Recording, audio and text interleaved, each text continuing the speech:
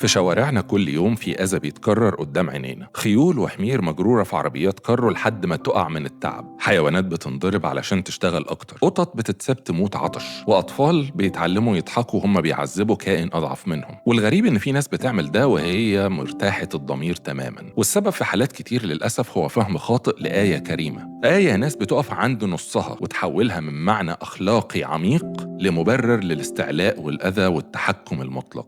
الآية اللي بيقفوا عندها هي ولقد كرمنا بني آدم، وبيقفوا هنا. بس الآية ما وقفتش هنا، الآية الكاملة بتقول ولقد كرمنا بني آدم وحملناهم في البر والبحر ورزقناهم من الطيبات وفضلناهم على كثير ممن خلقنا. على كثير مش على كل، ودي كلمة مش هامشية، دي كلمة مقصودة. يعني التفضيل هنا مش مطلق، مش تلقائي، ومش شيك على بياض. الآية نفسها بتشرح التفضيل. حملناهم في البر والبحر، قدرة وتمكين. رزقناهم من الطيبات، نعم خاصة. وفوق ده كله العقل، القلب، السمع والبصر. يعني التفضيل أدوات مش امتياز، مش علشان نستقوى على الأضعف ولا نبرر الأذى. خلينا نسأل بهدوء، الملك الظالم اللي كان عايز يقتل أصحاب الكهف، والكلب اللي وقف على باب الكهف يحرسهم، في اللحظة دي مين أقرب للتكريم؟ مين الأفضل في اللحظة دي؟ أظن السؤال لوحده كفاية. التفضيل في الآية مش ضمان أبدي ولا شيك على بياض. التفضيل مرتبط بالاستخدام الصحيح للنعمة. الإنسان مكرم،